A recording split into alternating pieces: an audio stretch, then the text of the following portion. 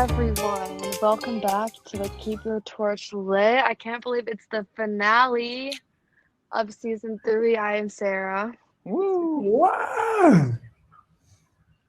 I'm Who are Jack. And I am Sam. Wow. The fact that we finished our 3rd season of Survivor Michigan already, I never Yeah. thought we would get to see these episodes at the time. 3 in the books. We've had them down at like a pretty good rate. Yeah, I feel like we're cranking them out faster than I thought we would. Mm-hmm.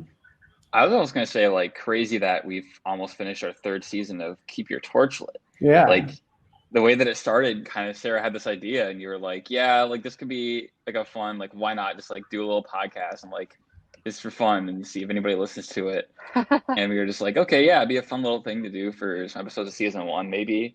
And, like, here we are, like, still going strong, finishing season 3. I think that's crazy, too. Oh. Yeah, I guess we should jump into this finale episode. This is part 1. We are going to be talking about everything leading up until the final 2. So, episode 12, titled "I Don't Belong on the Jury." I don't belong on the jury. That was Erin, right? Yep, I thought it was Matthew Israel. Didn't Matthew Israel? Yeah, well, he not belong on the didn't. jury? Yeah, he did not belong on the jury at all. We're down to the final 5, and starting off, we're going to talk with our good friend Will and jump into this episode. Doctor. That's Dr. Will to you. The thing is, guys, Doctor Will. I feel like Will really thrives during Halloween, which is coming up. We're gonna have to see what Halloween. we're gonna have to see what he's gonna be for Halloween. Oh yeah. All right, Let's let's see what Will's gonna be for Halloween. Right Let's see. Yes. Hey, Oh, Will. Hi, Will. Hello, how are y'all doing? Wonderfully, Good. just wonderful. What is this I hear about Sam moving in with you? I don't know. That's a good question. It's something that's on the horizon, you know. The horizon moves forward, it moves backwards. I'm not sure where it is. I feel like if you're going to be flying airplanes up in the sky, you're going to want to know where the horizon is. It's true. It's true. It's a good way to navigate. The other day I was like, I'm flying towards the sun. What direction is that again? And I thought about it and was like, oh yeah. Yeah, for wait, those of you who don't know, tell them what you've been up to, Will. I feel like you might have like the most like impressive things that you've been up to in the last 2 years. Yeah. Let's see. Since I did Survivor Michigan, I finished a PhD. I started working at NASA, and I became a pilot. I didn't know you worked for NASA. Yeah, that's my job. Wait, what do you do for NASA? So right now I'm working on this spacecraft called GPM, or Global Precipitation Measurement. I hope I got that wrong, or I'm going to sound really stupid. Wait, I hope I got that right, or else I will sound really stupid. But it's this spacecraft, and I don't really know how much I'm supposed to say about it, but basically I feel like this is top secret. No, it's not. No, I'm not working on anything secret. I don't even have a security clearance, so it's nothing like that at all. Oh, okay. But no, it's a spacecraft that serves the public by gathering lots of scientific information so that we can study climate change. And it's been having some problems with its reaction wheels, which it uses to point itself in space. And so I've been working on some control algorithms for it that use basically it's an under-actuated system, but I'm trying to figure out how to hopefully have something that can control the spacecraft if it has a couple extra things break on it that as of now are working all right. So hopefully it won't come to that. That's so cool. Yeah, that's crazy, man. And getting a PhD, you literally are Dr. Aerospace at this point. Yeah, that's me, Dr. Aerospace Guy. I really liked it. The first episode, I think it said guy at the end, like Dr. Aerospace Guy. And that sounded good, but then they kind of dropped the guy after that, and it was just Dr. Aerospace. But that was still cool. And then, you said you're starting to fly as well. Yeah, so basically, I finished up school during the pandemic. It was a really strange time. Basically, I was lucky because I was doing a lot of experiments on human subjects, human-robot interaction research, And I was finishing up trials of that in fall of 2019, and I defended my PhD in the spring of 2020. So I literally like finished up all these trials with human subjects and wrote a paper on it. And then right after that, we started having all of these restrictions because of COVID. So I like it basically, if I'd been like, a year younger, I would have run into a lot of trouble with finishing my PhD. So I was pretty lucky with that to get out of the door when I did.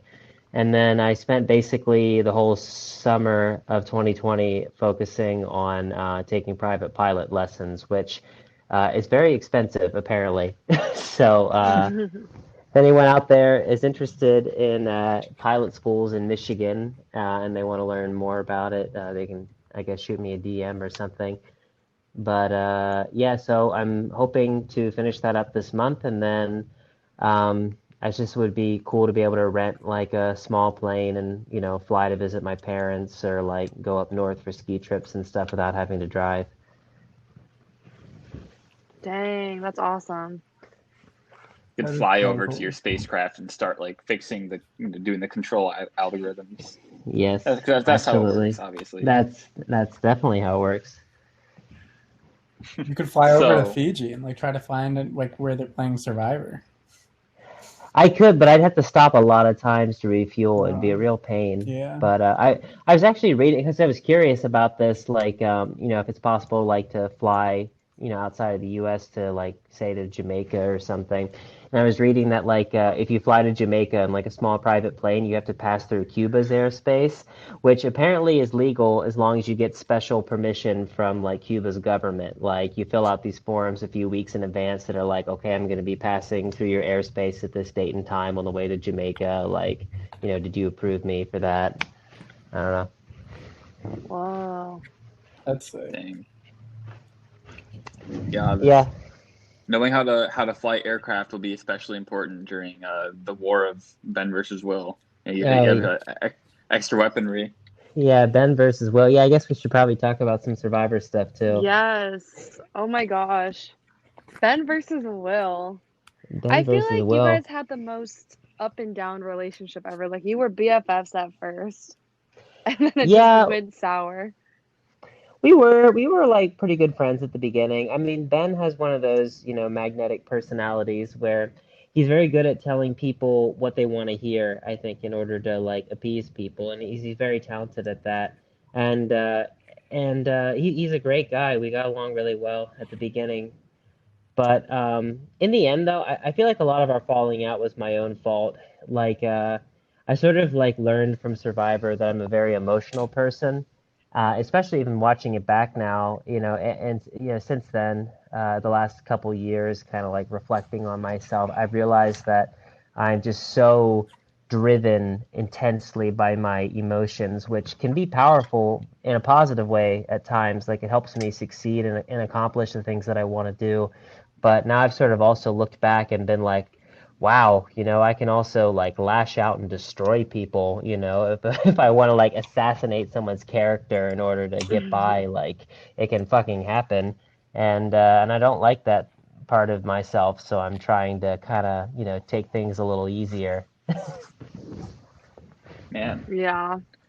Yeah, I really think that it's a good thing that, this season was very intense for a lot of people for a lot of different reasons, but kind of getting that growth out of it is really a positive. I think that every single person can have, and that's really good that you found time to self-reflect and just like learn a lot afterwards, in good and bad, Right. like learn good aspects. I think the Survivor really does bring out the best aspects of everybody's personality and also a lot of the worst, Yeah. because just everything is just intensified in this kind of competitive environment.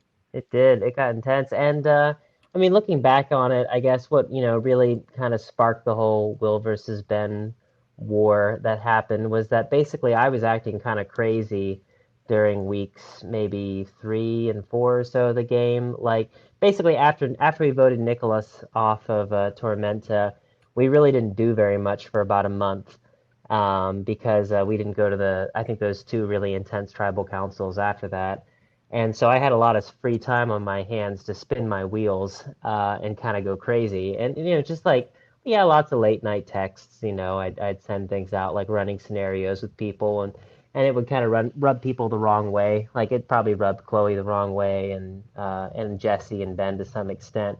And at some point, they were probably all talking about, oh, maybe we should, get rid of this weird guy. He'd be a good merge boot. And I don't even know. And like Emily said in the episode, she doesn't remember if it was her or Ben that suggested me, but it's a he said, she said situation or whatever. And like I totally believe that. Like, I mean, maybe Ben said that, but I'm sure that if he said it, Emily or Chloe or whoever else was around was probably agreeing with him. Like, yeah, we could get rid of Will. And Emily definitely played me. Like, she saw an opportunity to pit us against each other, and she did it very masterfully. And I respect that a lot. It's just kind of weird to look back though and see how my how she was able to like kind of hijack my personality and sort of have me turn into a bull that just like smashed the game right, pre-merge through my insanity. So that's kind of neat, but definitely feel bad in retrospect for being so hard on Ben. And I know he also was going through some rough times in his personal life around that time too, and kind of had to like check out of the game for a little while. And I was totally unaware of that. And I'm, meanwhile, like sending him texts, like, fuck you, I'm gonna destroy you, you'll take my spot, just like kicking him while he was down. And it's tough to see now looking back. Yeah. Also, I'm curious if you think your age difference affected your gameplay at all. Like, even though you weren't even that much older, I feel like at the time, even like 2 years seems like a lot. Yeah, so what's interesting about that actually is that while I was playing the game, I don't think it really affected at least the good relationships that I made because I was close with Emily Paddock and at the beginning I did bond with Ben and Jesse early on enough that we had an alliance going, and I kind of made side relationships with people like Austin and Brady and Emily Bachwick, and I was able to make relationships and hang and go to the Cooper's Lisa. parties and everything. And Eliza, of course, we're still friends now as well. And during the game itself, I don't think the age difference mattered that much because I was hanging out with these people. We were having fun within the context of a college campus game where we were all just excited as new strangers getting to know each other, right? So it's like, when you first meet a new group of people, you have like these icebreakers or whatever. Everyone's so like, willing to be open and smiley and enthusiastic and want to talk to each other. And it was easy to sort of form those bonds then because we all were just sort of united around this common interest. But the age difference actually played more of a role, I think, after the season ended because I tried to stay involved in production the following semester, working on the challenge committee and some other things. And it was interesting. It was like I just had a lot of trouble, I think, working with people that were younger than me. Or maybe it's the fact that I was a PhD student. So I'm sort of used to working by myself in a vacuum where it's like my project is my baby. I have my vision of what I'm trying to accomplish. So if anything, I think maybe grad school kind of makes people worse at being on a team. At least in my own experience, it did because I was so used to, being the master of my project. So basically, I guess long story short, I felt like the age difference mattered more after the season was over when I tried to continue to have a lot of bonds with this sort of social group that was younger than me outside of playing the game. And actually working on something more like managing a club, kind of, it started to become more difficult and kind of cliquey also later on. And the cliques weren't as relevant like during the game until afterwards. Yeah, that makes sense.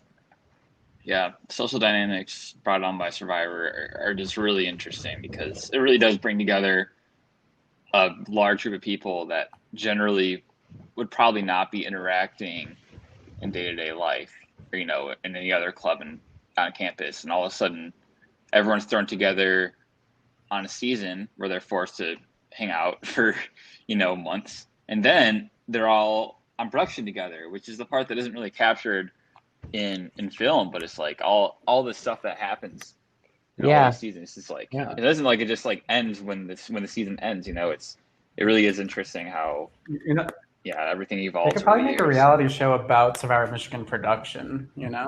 There's just as much Yeah. drama. Yeah, Real. Oh my you gosh, definitely could. so funny. I mean, Um, everything's fine now, though, I guess 2 years later, but yeah. It was a Yeah. lot. It was a lot of fun at the time. Like I said, I am like still close to some people from Survivor Michigan to this day. Sam on this podcast, and Emily Paddock, and Eliza, and Austin. I consider all of them to be my friends. But I will say I did get wrapped up in a lot of drama during my season that I think has kind of affected a lot of my relationships for years afterwards. yeah. Well, I think you did mention at one point that you and Ben, or I think Ben mentioned this in his podcast, that the two of you ended up ending on pretty good terms after the season was done. Yeah. And having some good conversations, which So was really good. we had like some good conversations at the party afterwards, and we like I think like Snapchat message every once in a while. Like I like to try to ask him about how his life out in California was, because he was working for CBS for a while in their casting. So he's been doing some pretty exciting stuff, and I wish him all the best. And we catch up every once in a while, or like when the show was airing, kind of like laughing about how cringy the edit was. So I'd say we're definitely on good terms, but it's like you're still not like friends. You're not gonna say, oh, we're buddies, like we're not friends, but I think we like each other, and I think we admire each other, maybe. It's like one of those respect It almost rivalries. it sounds kind of like Yeah. like a amicable like breakup, like like we're not like Yeah. close anymore. But, Yeah. over each other once in a while.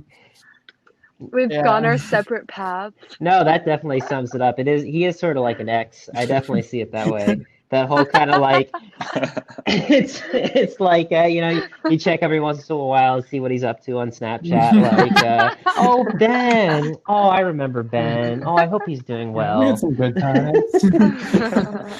Yeah. It was funny actually, because I think I remember someone in the YouTube comments actually during the whole Ben versus Will, like with the dramatic text that Ben was reading that I had sent him. She was saying it sounded like something that my ex would send me at 3:00 in the morning. And it kind of did. Like, I thought we were friends. Like, I don't know. It's so funny. Oh my gosh. Yeah, I just, that's just such a good rivalry and such a good part of the season. I mean, and I'm glad that in the end it ended up, turning out well, and that I feel like you can appreciate it a lot more as a TV kind of drama, knowing that in the end, like the two of you were playing it up for the camera for the most part, Yeah. and are good with each other. So. No, we definitely were. I mean, me and Ben both, we wanted to be entertaining to the audience, but I mean, I can't speak for Ben, but for myself at least, it's authentic though. Like what you saw of me in the season, it's over the top. And it is done with the intention of being entertaining, but it is also very much who I really am at the same time, which is kind of a weird thing to get across. I don't know. Like, yeah. It's almost like if I, was drunk or something, like that would be me. Like the uninhibited, like to take away the inhibitions and really like show my soul in its most intense way is kind of what I let come out to be entertaining also. I don't know. Kind of like when you were talking about that person playing their piano. Yeah. And it was driving you crazy. Well, that was great. I mean, okay, so I lived in that apartment for 4 years. Basically, like as a grad student, I lived in this in a women's studies professor's basement. And she had 2 dogs and 2 kids, and basically it was a whole family upstairs, and I was just this weird guy that lived in their basement. basically. And I would hear all kinds of strange sounds all the time, mainly like, pianos banging in the middle of the day, or the dogs barking at 3 a.m., or like the pipes would make these like banging sounds all the time at random times. So I was just very in tune with the acoustics of the house, and I think it kind of drove me sometimes in weird ways. Did that help induce Will syndrome? Yeah, definitely. I mean, you're laying in bed, you're thinking about Survivor, but you calm down, you're just about to fall asleep, and then the pipes start banging when the heat kicks on, and that like gets you awake, and it just reminds you that there's always someone, someone plotting. I don't know. But anyway. You hear the pipes bang, you're like, wait a second. Like, what about this other thing? Like, yeah, exactly. Each clang is another conspirator. Yeah. No. Oh man, yeah. Maybe this whole entire time you were just running on no sleep at all, and by the end you're just like, I just love how that confessional in the finale where you're talking about the piano, and it just looks like you're losing. I was losing. Which, at the same time, this is like the end of the game. Yeah. I mean, I knew that whole day, like I just had this feeling I was going to get voted out, and I remember I had a producer confessional that day with Bree, and I remember telling her that I felt like I just had this feeling that I was screwed because I was putting all my eggs in one basket. I basically was like, okay, I know Devin's with me, which I don't know why I thought that, but I was like, I know Devin's with me, and as long as Dylan votes for Cassie, it's good. And it's not worth trying to, potentially screw myself over by running to Erin and Cassie and trying to, start something else. And so it was like this feeling of Bree, all my eggs are in one basket. Is this the right thing? And it was like, all I know is I wish that my last day before I got voted out that I had tried a little bit harder. She said something like that to me. Like, I wish that I had done that one extra thing on that last day. And then that stuck in my head too, because then I walked out of that meeting like, wow, okay, now I really think I'm getting voted out. And like, what the hell am I supposed to do about it? Like, nothing. I just am screwed. So like, I like went to Kroger, and I was like walking up and down the aisles, not even shopping, just staring at stuff and kind of shaking, like I just had this horrible feeling the whole day. It was awful. Oh man. Like, what do you think when you got to that tribal, like in your mind, what were the odds that you're going to go home? Like, was it like you had a gut feeling, or you really were just like 50-50? Like, my gut really what it was? knew. It's just so hard because also when you're that close to the end where you can taste it, and I'm literally thinking like, if Dylan, if he's with us, he told me that he's going to vote for Cassie. He said it. Like, if he just does it, then I'm 2 challenges away from the end of the game. Like, that's all I was thinking. And so it's like I knew that like he's not going to vote out Cassie. He's not. There's just no way that Dylan's going to do it. But I wanted to believe it so bad because I was so close to the end and I was so burned out and I had no other options at all because I had basically burned my bridges. I mean, I made the whole like last couple weeks of the game, I blew up my relationship with Erin even more than it was, which honestly, I don't know if it would have mattered anyway, because she was probably done with me forever after like Final 9, Final 8, around the time that Lisa got voted out. Like, I probably never could have really worked with her again, but I certainly didn't help the situation because basically around the time that, I think it was like Devin kind of suggested to me, like maybe Will should meet with Dylan and see if Dylan would want to form an alliance. And I did. And then it was like, oh, Dylan had good feelings about Devin. And basically Devin kind of manipulated me into being the guy that would bring all of us together into an alliance. And they did it like very intentionally.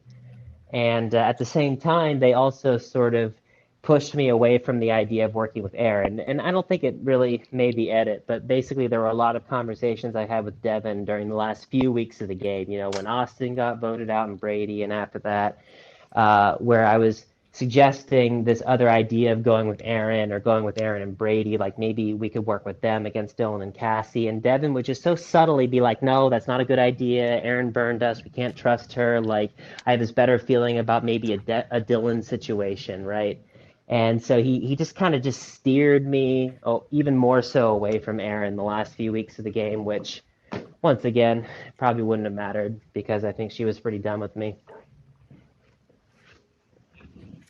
Yeah, there's a couple of things there. First, I'm wondering about the Erin situation. If you could just like speak into that, and what are your thoughts on that 2 years later, and the Ben bomb and kind of like watching everything happen. And yeah, what is there to say about that? I guess I just learned how. I mean, I said some mean things and some messages, and I feel really bad about it. So did Ben, so did Emily and Jesse. We all did, and it's not excusable, but it's sort of interesting to see how that tribal mentality of, when you sort of like form an alliance basically around the idea that like we're in and they're out, right? It's like it's like you're meeting yeah, strangers and you're seeking approval really intensely. And the whole idea of the approval is that we are like each other, like we're similar to each other. We get along, and this other person is the obvious out because they're not one of us. And maybe it was just the fact that me, Emily, and Ben were all so intense about the way that we were playing the game. We were so like high strung with it that it just got taken to this other level where it was just about Erin bashing. And I mean, I will say honestly, like I don't think that I started that. But I mean, I certainly helped it, I guess, after it was going along because it seemed like that's the cool thing to do is to just shit on her all the time. But I didn't realize that Ben was going to take the next step of publishing that in front of everyone, which was really weird. And I still don't know how I feel about that in retrospect because it just seems weird to like publish messages like that people had been saying without realizing it was going to be public. I don't know. But yeah, I guess you asked me how my relationship with Erin is 2 years later. I don't know. We get along fine. She sent me actually kind of a nice message earlier in the game saying something along the lines of, thanks for not being as bad as I thought you were for the last 2 years. And I was like, oh, thanks. I guess she was watching the show and, around the midway point of maybe the pre-merge or something, watching Ben and Emily and me all talk about her, she was like, oh, wow, Will, you're not as much of an asshole as I thought you were. I'm like, thank you. That's nice. So that's where we're at, I guess. I think we like each other. We get along. No, I think Erin and I think get along pretty well. And we hung out socially after the show was over too. It was like I went to her birthday party and we all like went out to Rick's and we're having fun and like we kind of hung out in a couple other types of situations. Did she make burgers and it was always for like her birthday party? No, I did not make burgers at her birthday party. I mean, I can get into the whole burger story in a minute, but basically to summarize that, it's like I feel like I'm on good terms with Erin, right? Like I feel like we're friends. Months later, at this point, this is like a year and a half ago. But then it would just be like randomly, she'd be like sitting next to me and just be like, by the way, Will, I hope you know that I could never actually see you as a friend. And then I'm just like, okay, just gonna take a sip of my solo cup. All right, stand up, walk away. So it's like those types of things. It's like you kind of apologize. You're like, we get why we did this. We're cool. We're friends. We're working together. Everything's fine. Oh yeah, I'm coming to your party next week. I'm so excited. It's gonna be fun. And then just these little tiny bombs get dropped every once in a while like that. Where I mean, I don't know. I love her to death to this point. I don't know how she feels about me. But I think we're all kind of, at least I'm moving on with my life. It's kind of the past now, I guess. Nice. Yeah, now you're a NASA scientist and just waiting for this Survivor Michigan experience to come back as to defamate my character. Really excited about that. Oh man, I mean, you said it. You said in that episode right before you were voted off. You're like, hopefully you producers will have me back next fall. So is there any chance you would play again? Would I play again if asked? Yes. Of course, I will always come back because I am just such a ham. I cannot resist the spotlight. Another thing I wanted to ask about was you're kind of mentioning kind of this thing about how you felt like Devin and you've been living in the Matrix. Oh with, my gosh, Devin I just watched that the other day. The whole thing going on with them. Ago. Yeah, for the first time. Really? Did it feel like you were I just watching kept thinking about Will's how that life? one scavenger hunt challenge where we had to convince someone you're in the Matrix, and I was like, this finally makes sense. Yeah. That's so funny. So I said the whole like I've been living in the Matrix thing. That was at final tribal council, right? Yeah, I mean that's just basically Yeah. what it was. Like, so for the most of the game, I felt very much in control. The game started out initially where okay, maybe Ben was, 10 steps ahead of me apparently, but he was not 10 steps ahead of me anyway. He might have been like half a step ahead of me, whatever. The whole like, oh, like the Cross Tribe 6 Power Alliance, like, okay, maybe Brady and Ben had a conversation about, oh, we should have a Torfidi thing. But was it really the exact situation that I described? 3 people from each tribe, like a group of 6, like, I don't know. Anyway, I'm getting onto a tangent. Beginning of the game, I thought I had a lot of control, but turns out some people kind of thought I was crazy. But then I took control and I destroyed all of those people, which felt great.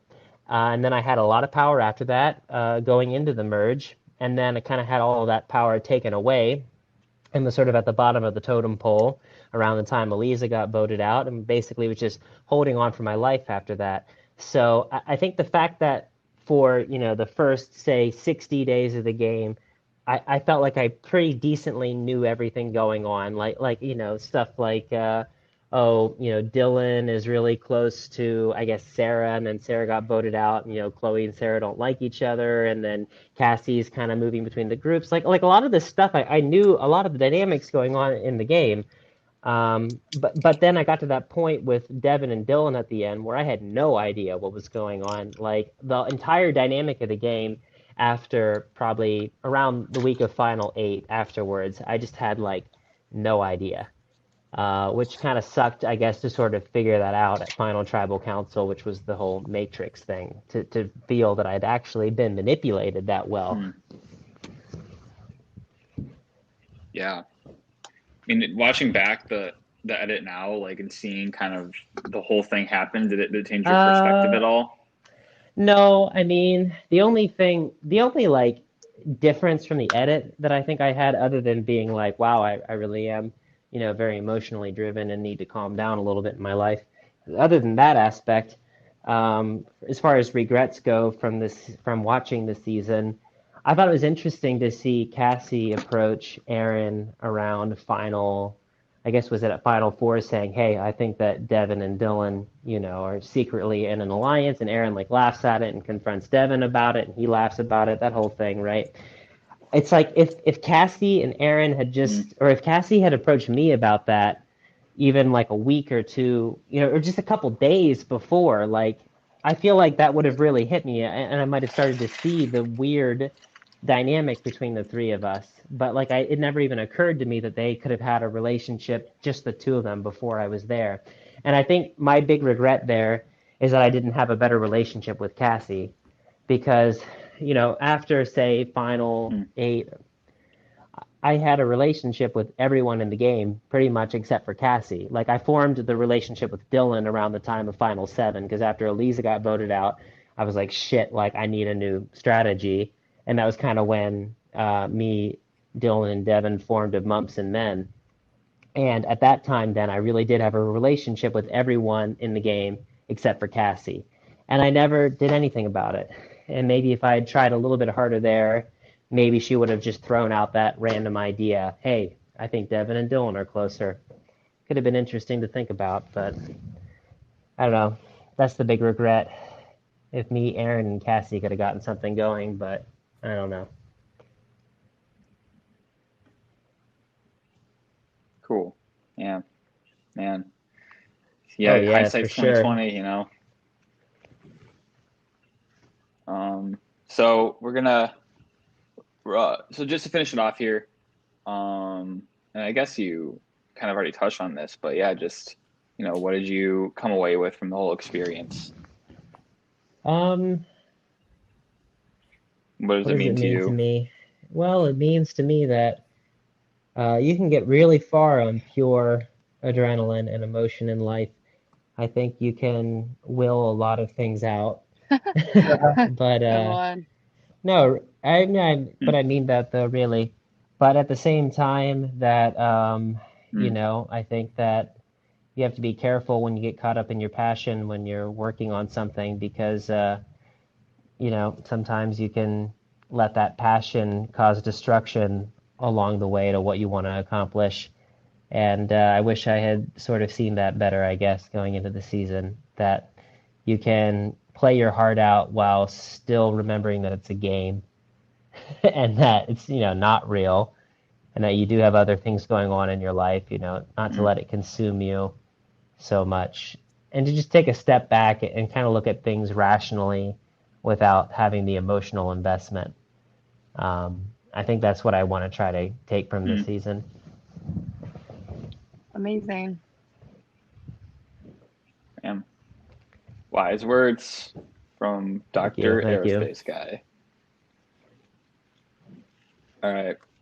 Well, it's really great having you on, Will. Really love catching up and yeah, sure. Yeah, just hearing from you. I appreciate it. I hope it wasn't too much of a downer. Like I don't know, I feel like there's so fine. many things I could talk about with the season, but it's difficult to figure out what exactly that piece is.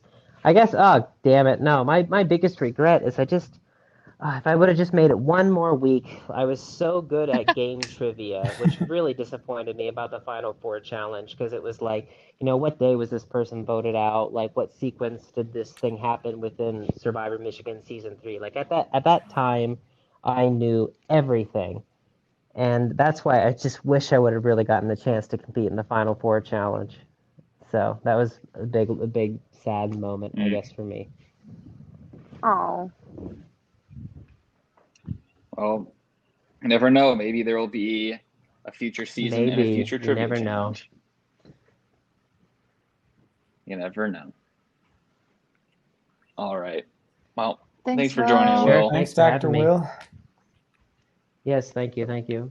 Take care, everyone. Bye. Great to hear from our good friend, Dr. Will. And we will be eulogizing Will, Cassie, and Erin near the end of this episode. What we're going to be doing here is just rapidly kind of going through the rest of our interviews, hearing from some people. So without further ado, Cassie. Wow, are you excited for The Bachelor? I'm also going to be watching. I actually am excited. It's kind of like my guilty pleasure. Same. Especially this first episode with all the cringe awkwardness of the people trying to be funny, getting out of the limo or whatever. Love the first episode. Isn't there supposed to be something weird this season? Like there's 2 bachelors or something? Even Jack knows the tea. I don't know. Nobody really knows what's happening, but there are rumors. I just feel like I follow so many reality TV people on Twitter that I just kind of get it by osmosis, kind of know what's happening vaguely. You just absorb the information somehow. Mm-hmm. Oh man, that's funny. Wait, when does it start? Does Bachelor start in an hour? 8 p.m. It starts at 8, so we have it paused.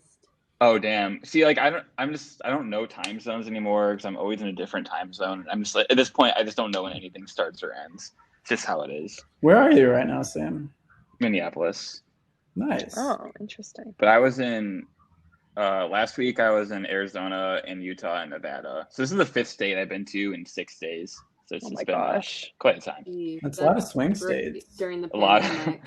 Yeah, I've just been out campaigning. You know how it goes. Anyways, but Cassie, what have you been up to the last 2 years? It's been a while since season 3 was filming. Oh my word, I guess actually a lot has changed in my life, I would say, since I was literally a baby just started U of M. I changed my major, I quit my job right at the end of the season. So y'all might have saw, I know, the last episode right before that 4-part challenge. I actually literally was on the phone with my boss right before that challenge and quit my job. Oh my god! Jeez. Whoa. So, I did not know that. Yeah, that's crazy. Yeah, it was a rough go, not gonna lie. There were some shady things happening over at the restaurant I was working at. Whoa. Oh wow. So it really is interesting, like watching back on all that, just because like I made a lot of changes like after like being so overwhelmed that first semester, and just like looking back at it, I'm like, God damn, like I'm so glad I made those decisions. Yeah. I remember, so when this whole thing started, like I think us three, like had the first confessional with you at like Oh Palmer yeah. Commons. Yeah. We had your Yeah. And pregame confessional. yeah, you hadn't even started classes yet. Like that was like the beginning of your college career. I know, I had like just moved into Cousins. I walked over the bridge, like right to Commons, and I was like, wow, this is college, I guess. Like, That's so funny. Wow. yeah, it's really bizarre, and like I found it really interesting, like reading like some of the comments, like especially that like the Rocks tribal, like people like really forget that like we're like children. Yeah. Yeah. You know what I mean? Yeah, it doesn't seem like it sometimes because of like, I feel like how mature you were at some points, but then, at other points. Jack's Oh my referencing God, which yeah. I had my day, but like to be honest with you, I really found it like so interesting, all of it, especially because like if you watch like every like single thing I said in every confessional throughout the entire like season, I would say that tribal was like I just had like the worst day, and I definitely should not have reacted like that. Don't get me wrong. But I found it really interesting that like that was the narrative that was like sparked, that I was like a mean girl. Because if you watch, I didn't say like really anything like mean about a single person's character through the entire season. Yeah. Yeah, I definitely did think that I think near the end some people started coming around a little bit, which is good, but it is tough how like it's a moment like that where emotions are running high can just like stick in people's mind for so long. And the way that everything happened with Andrew drawing the rock, and there's so much emotion surrounding that whole situation. Oh my gosh, yeah, so much irony, like so much like drama, being like me and Chloe were like a little bit too charged, don't get me wrong, but then we became like one person in the mind of many. Yeah. Yeah, for real. It kept like attributing quotes from one person to the other. It was just, it was such a weird combination of people. Classy. I know, Classy. It really was. It was an interesting time in my life for sure. Classy, I like that. I've never heard that before. But yeah, a lot has changed, but in a good way. So yeah, definitely. I mean, you're now like what, halfway through your junior year? I mean, that's a lot changes from freshman to like halfway through junior year, Oh, definitely. I mean, like that first semester, like your freshman year, like I feel like a big part of it for me is like I came from Ann Arbor, obviously. So I was like, oh, whatever. Like I can keep my job, and like I'm in town. No big deal. It's just college, whatever. Yeah. Like, oh my gosh. Fun fact, it Cassie almost and like I went to the same high school in Ann Arbor. Hence, okay, we should talk about this. Curse? Because Leia also are you went. part of the curse of the forest? Yes, that's what I was just about to talk about. Because Leia also went to Pioneer, and Leia, Cassie, and I all got 4th place, so we called it the Pioneer Curse. And you guys will have to see if it continues on. The Pioneer Curse, so bad.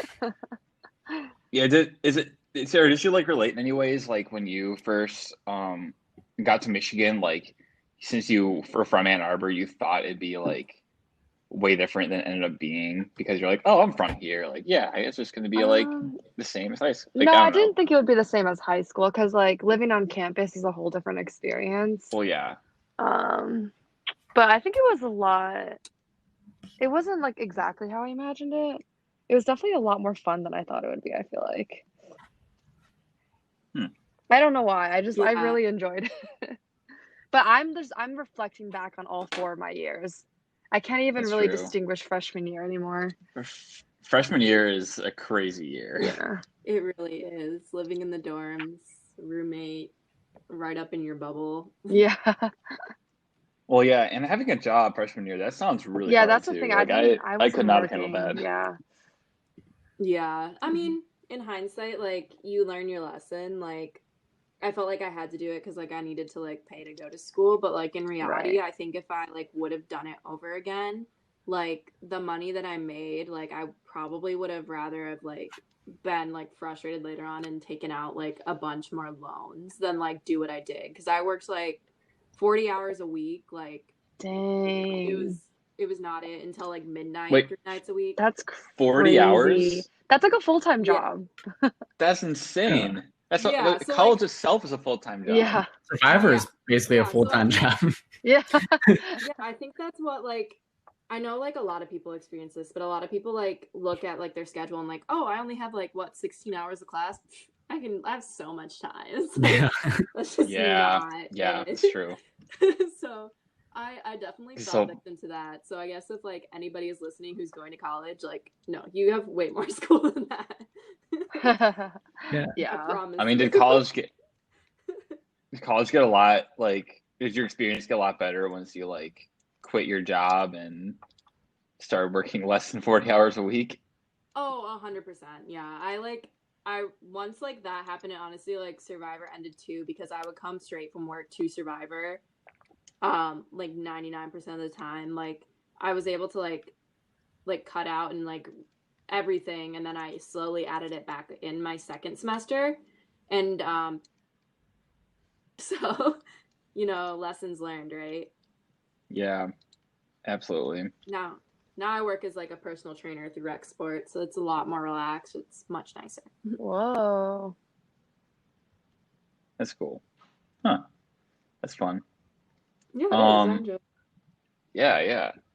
Because I remember at the very beginning you were saying how you were a pole vaulter and you were almost gonna I think you said you were gonna do track, but then like you had to quit for whatever reason.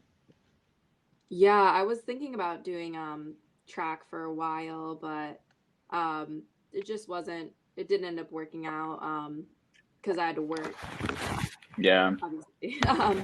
So yeah, I'm not doing that anymore, but now I'm personal training, so I still stay active. I do miss pole vaulting though. That's like it was so fun to like tell people like, "Oh, I'm a pole vaulter." They're like, "What the fuck do you do?" Like that's so scary. Like feel really impressive when you Yeah. tell people. But Now, when you're a personal trainer, do you remember the people's names? um honestly, I'm like in the phase right now.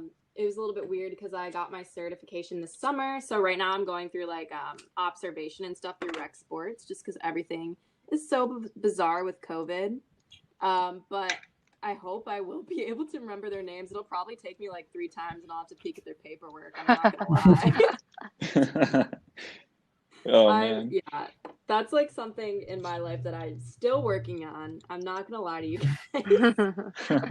Yeah, I feel like It's just lot of like people it's a lot of people are not great with it's really names.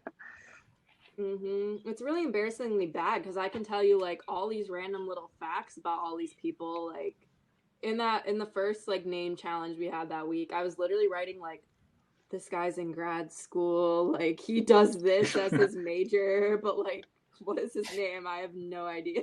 It's really quite embarrassing though, because people like from my high school see me and they'll be like, "Oh, like hey Cassie, oh my god," I'm like, "Hi, buddy, like, how are you?" Like avoiding the name. Oh my Like, gosh. every single bit of my being, Yeah.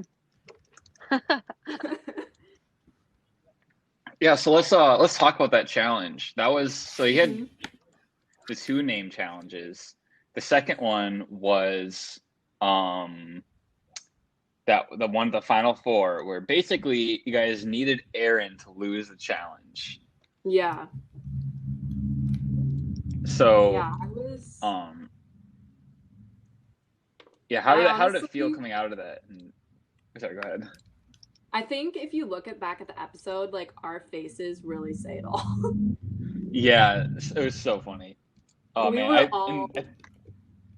Yeah. Go ahead. I remember you and Will were definitely like going at it in that challenge too, like randomly.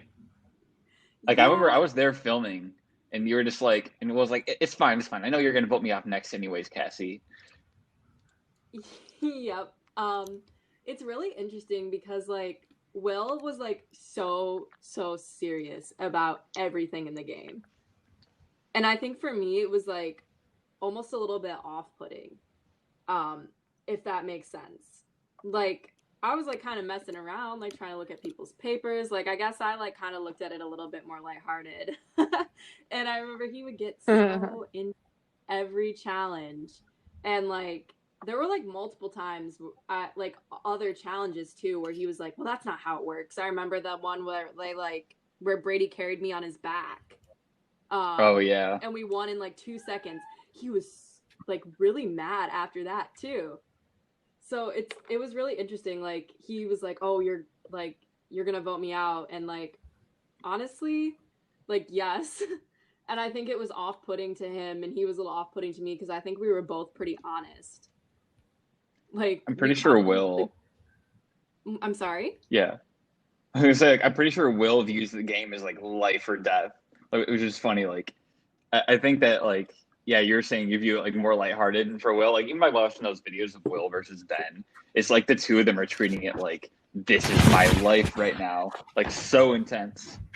I know. I mean, like it was fun, but like I was not on that level. Like I think really watching Yeah. back on it, I was like amazed at like how like serious and how to like heart and how personally a lot of this stuff was like attributive like on a larger scale. If that makes sense. Mm. Yeah. It was interesting to me. Like I honestly had no idea that anybody felt that way about Erin, for example. Like I like until like Ben sent out his messages. Like I just did not realize that this was that intense to people where they were making digs from like a personal level. It's really interesting going back.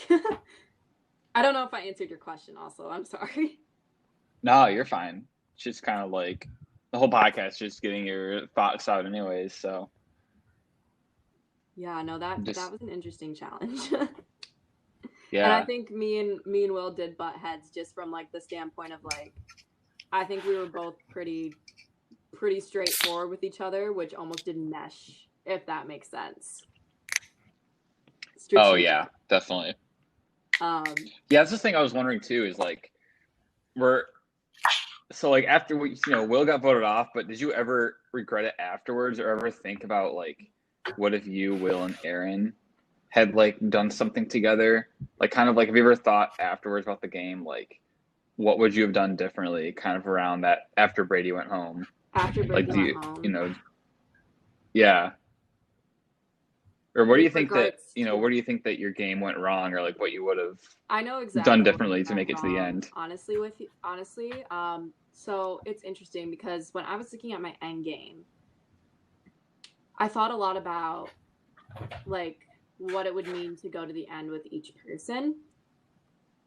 And by the end, my ideal situation would have been I didn't care if Will went home, honestly. I didn't really want to sit next to him, so I was fine with that that vote off. But after that, what I really wanted to happen, to be totally honest with you guys, is to have worked with Erin, to have taken out Devin that last episode, that episode at the Final Four. Yeah. And then with no other option, what I would have liked to run on was voting out Dylan at Final 3 as a big move on my part in order to run against Erin on the platform of loyalty, because she talked to me for forever and how much she wanted to be loyal to people and like this and that, how she was so loyal to everybody throughout the whole game. And I just like didn't see it like that, to be quite honest with you. And I thought it was really interesting because we had a lot of conversations about like our strategy in the game and everything like that. I wasn't great about recording every single interaction between people, but That's what I really would have liked to happen. So I think what I really should have done is promised Erin final 2. Hmm.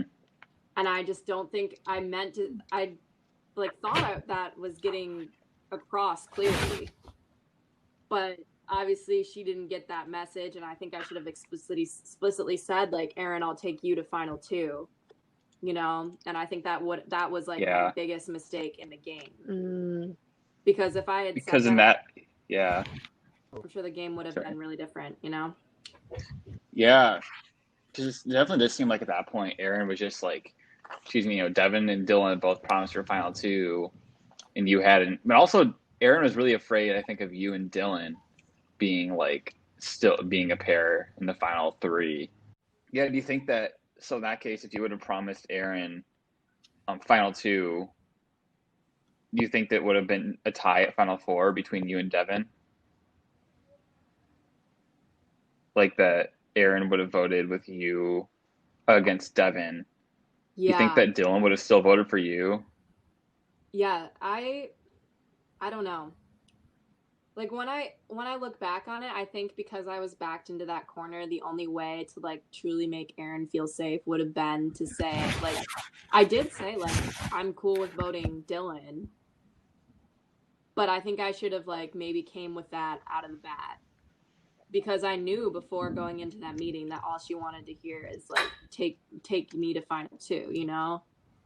Yeah. And I think like I think I really like, it was hard because I was trying to play on a platform of like honesty at the end there, especially since I had such a bad like jury perception from that one tribal. I was trying to figure out how to navigate, like, how will I like create like a positive perception. And the real truth is I didn't lie to anybody throughout the game, like, ever, essentially. I think the only person I lied to was Austin during that like crazy 20-minute tribal. Wow. But other than that, I really didn't promise anybody like anything that I did go through on. So it was a weird situation for me where I didn't want to promise anything because I wanted to try to be able to swing the jury to have a more positive perception of me, and at the same time like be loyal. It was such a complicated like end game there, and I think I should have maybe just went out guns a-blazing saying, Erin, I'll take you to the end. Let's get rid of Dylan this week. Like, so you trust me. Yeah. You know? How do you think you would have done against Erin in a final tribal? I don't know, to be totally honest with you. I think I could destroy her in the arguments. I think going into that tribal, people did not have a great perception of me, and I acknowledge that. But I think when it came to the arguments, I could probably rip her apart in some of the stuff that she said. Yeah, I feel like you're very well spoken, and that's also really important for a final tribal, is to be able to like think quickly and like know how to phrase your arguments and stuff. So that definitely would have been a good asset to have. Yeah, thank you. I appreciate that. I don't know if it would do enough though. It is really hard to change perception. Even if perception is not necessarily true, it's like, it's so hard if somebody already has an idea about something to like get them to like change their mind about it, you know? Well, it's interesting because I think if you look at who was on the jury, the only people who really had a super negative perception of me by the end, I believe, would have been the Savu Savus. That's true. Yeah. Because I think that, you know, Ben I worked with pretty closely, and I tried to save his butt many times, and I was really straightforward with him. I think I might have been able to get his vote. Will, I feel like, honestly, I might have even been able to swing him. He seemed like a swing vote to me. I don't know if that's true. The only people I think I would have a really hard time with would have been the Savu Savus. Because I don't think Brady was an angsty juror either. So there was a lot of reflection, but I wanted to make sure that if I was going to go to the final tribal, like, that narrative was truthful. So it was such a hard situation. And I really, really was hoping that, either Dylan or Erin would come through for me and it would tie and I could be able to beat out Devin in a challenge. When it comes to it. Because I wanted to be able to be really honest and like be able to have that loyalty point with everybody. I don't know what would have happened if I sat with Devin either. I feel like I think I probably would have argued better than him looking back at the arguments he had during the final tribal council. But it was so hard to say, and I really was working on a consistent narrative at my end game. Yeah. And I think that's what ended up like biting me in the butt. Yeah, man. And I remember another pretty big part of this episode was you talking with Erin, and you were like, by the way, Dylan and Devin have this secret alliance, and I think that you should worry about that. And Erin's like, what? Like, no way, that's not real. Like, how did you know about that in the first place? Like, what was the whole backstory of that? I guess I would say they were not slick. In what way? Like, Dylan was not secretive about it at all. That's just the truth. Like he told you? He didn't straight up tell me, but he told me so many different times, like, oh, I'm going to go meet with Devin. Oh, I'm going to bring Devin into this vote. Oh, me and Devin. Yeah. It's just like, even though he didn't say, like, I am super tight with Devin, we have the best alliance in the world, it's like, it's not that hard to figure out if you're meeting with them, like, every week, every other week, based on what you tell me. Yeah. And then you always got to assume that they're meeting more. Right. So I think it's interesting that was, like, a perception that this was such a secret thing. It's like a lot of people did underestimate me. I knew a lot of what was going on, Mm-hmm. I even knew about Bill and Brady for a while there, like before that all like was public, and it's just That's like true. Yeah. A lot of people like didn't realize that like I knew what was going on. Well, yeah. Because Will and Erin had no clue about Dylan and Devin's alliance. And I think that part of that, too, is because you were so close with Dylan, you're able to kind of pick up on some of the things that other people, really didn't pick up on. Mm-hmm.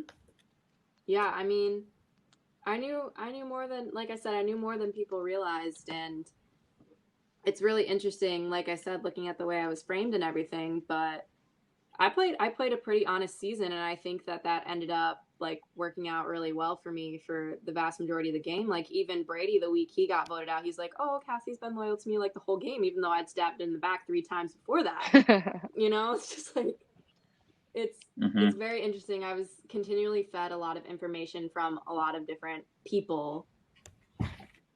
One from each source I needed, until the very end there. And unfortunately, what foiled me is Erin didn't believe me in the end. And the reason why Dylan won is because he was such a likable character where Erin did believe him over me. Right. So, I mean, I understand where she came from for it. I'm not mad, but man, I was like, oh, Cassie would lie to me and Dylan wouldn't. It's like, girl, I'm the only one telling you the truth. Come on now. I'm not just telling you what you want to hear. I'm feeding it to you like it is. And I think a lot of people, that put off a lot of people, but I think that's also what made me really, really loyal, Is that why you ended up voting for Dylan? Because you felt like you had a closer relationship to him, or you thought he was like better about getting people to like him? Honestly, I didn't think Devin did anything. If I'm being totally honest with you guys, because his like one of his biggest arguments the entire tribal council was like, oh, I had this idea to like put that one vote on Cassie, so that they didn't know that like I was in alliance with them, but like I knew they were in alliance the whole time. So for me, it was really hard to like take that as such a big move because I knew that it didn't have any effect for me. Right. So it wasn't just the personal connection. I mean, obviously Dylan did a great job of like forming his the perception that other people had of him by like not doing very well in the challenges and things purposefully, and I think that was really smart. So just like objectively from like my standpoint, I thought that Dylan had a good game. And Devin did a bit more, honestly, watching it back than what he argued to us on at Final Tribal Council, in my opinion. Because it really, my perception. Yeah. I mean, it's still true to some extent, but my perception was Eliza did everything, and you know, Devin kind of sat back. Yeah, he was like almost too good at being under the radar. Yeah. Yeah. I mean, but I think maybe that's part of what I meant when I was like, it's so hard to change perception, because like if so for so long everyone in the game has this like, you know, idea that Devin hasn't been doing anything. Even if he has been doing stuff, he has to basically pull off that final tribal perfectly in order for people to kind of like really see that. And obviously he didn't do a great job of actually articulating and the even things then that he did, some people are like, oh, he might be exaggerating because he wants to win. Yeah, exactly. Yeah. So I think it's really hard unless like you really, I think for him, he really needed to blow me out of the water at Final Tribal for me to change my mind. And I think that was true for a lot of people. And just honestly, I don't think it really happened. That makes sense. Yeah. So, I guess finishing off here, Cassie, do you have any other general thoughts about the season, and also just like, in general, kind of what did you come away with from the experience? Like, what did you gain from it? And what does it all mean to you?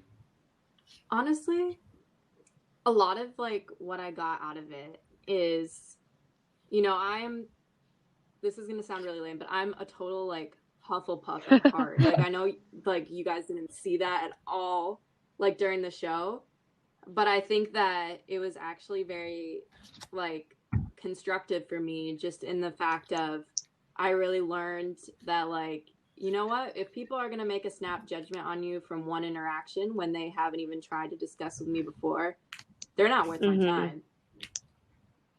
You know, and a lot of this season was very therapeutic in realizing like, you know what, fuck it a little bit. You know, I'm not gonna please everybody. You know, I'm not gonna tell them what they want to hear all the time. And I think that I really learned a lot just because, you know, playing in a game of Survivor isn't that far off from the politics of a lot of things you go through in life. You know, like people are gonna make their snap judgments. People are gonna, you know, attribute like these single like moments to like your character, and they're gonna hold their opinions, you know, whether or not that you think that's true to who you are and true to who you know you are. So I think that like just seeing that from like almost the extreme helped me to like better bring that into my life, in that like now if someone wants to make a snap judgment about me without knowing me, like that used to crush me. But shit, I played Survivor. You know, people manipulate the shit out of. Sorry, pardon me. Manipulate the crap out of me, like while playing, and that was like not in the dark. And to some extent, like it helped. Yeah. You know? Makes you stronger for sure. I got a little bit more like sass in me after that. I was just like, you know what? Screw you. You know, like, you want to hold that thought about me, like. Be my guest, but like trust me, if like you're my close friend, man, I will fight to the end of the earth for you. So you don't need that privilege, you know. Oh, that's awesome. So I'm glad that you were able to grow from that and gain some more confidence, and that's really good to hear. And you know, also you were okay with quitting your job. That's definitely another big step. So it sounds like it was really a growing semester for you. Definitely. Awesome. I think it is for everybody who comes into college, you know. Like you think you're a big adult before you go in, whatever. When you turn 16, you can drive away from your parents' house, but you know, you live on your own, you learn in college and meet a lot of different types of people, get a lot of new experiences, and I think that everybody grows to some extent. It's just a matter of how positive you That's make true. it. Yeah. Cool. Well, super glad to hear from you, Cassie. Thanks a ton for your time and for pausing your bachelor. Appreciate that. No problem. Thank you guys for having me. You guys have a good night. Enjoy the Bachelor tonight, Sarah. Thanks. You too. Yeah, bye-bye. All right. Bye, Cassie. The Pioneer curse does strike again. And we get our third Pioneer girl going in fourth place. I know. That's just so insane to me. Like, every time you bring It's that up, so Sarah, weird. I like, again, I'm just like, that's just so The crazy. average of Pioneer, because Maggie got 8th, Mallory got first, man. and then the rest of us got 4th, so the average is still 4th. That's crazy. Oh, that's crazy. It literally, yeah, wow. That's such a high average. Like, that's, I mean, seriously, we need to start recruiting. Yeah. We just need to, like, literally go to that high school and just, like, put up flyers, like, recruiting for Survivor Michigan. Like, you will get guaranteed 4th place. We like rig it. Well, you'll be top 4, You will get or at you'll be least like the top most 4. iconic character of all And time. put it on your resume. Yeah. Or you're one. Or you'll win. That's funny. All right. Speaking of, Oh, man. I mean, So, where did Will come from again? Because we got to go there too. I don't know. well, actually, we're technically gonna be okay. introducing Erin, and Okay. Let's just get Will on. since it's going out of order. Speaking of iconic people, speaking of icons, let's bring on an icon from this season. Erin! Erin! My little! Oh my god, hi, B! Hi, Erin! Hi, Sarah! Hello. Hi! Oh, How have you been? Great. How have you guys been? We have been amazing. Oh, talking to some wonderful people and excited to talk with you. Wow. Well, save the best for last, right? Of course. For sure. Don't tell the others, though. But yeah, what have you been up to, just so the audience knows, for the past 2 great years? Question. Well, I graduated in the middle of the pandemic, so that was fun. Yep. So I graduated back in May, and then I've been just I now am a field organizer with the Michigan Democratic Party. So I've been Nice. election since June, and that'll be up in exactly 3 weeks. So then I'll be unemployed again. So very exciting stuff on the horizon. Thanks. So are things really ramping up now with like the election coming so close? Oh yeah, absolutely. I mean, there's always work to be done. I'm working 70 hours a week. Oh wow. Yeah. So it's hard to find time to do other things right now, but yeah, things are, coming to a head. We're going full force. It's almost 1 million people in Michigan have already voted because of early voting, which is super exciting. That's awesome. Have you voted? I haven't yet because my absentee ballot is at my parents' house, which I haven't been to since it got there. But I will be staying in an Airbnb with my fellow field organizers after we all get COVID tests for the last week before the election in Grand Rapids, where I'm organizing. So I will be able to go get my ballot and bring it to the clerk's office then. Nice. Can you explain what does a field organizer do? Like, what's your day-to-day look like? Yeah, so it looks a lot different when you're in a pandemic. So, I'm sure. Because there's not really a field to organize. But I've been making just phone calls, hundreds of phone calls every day since June, trying to recruit volunteers to help out the cause, to either do phone banking or text banking.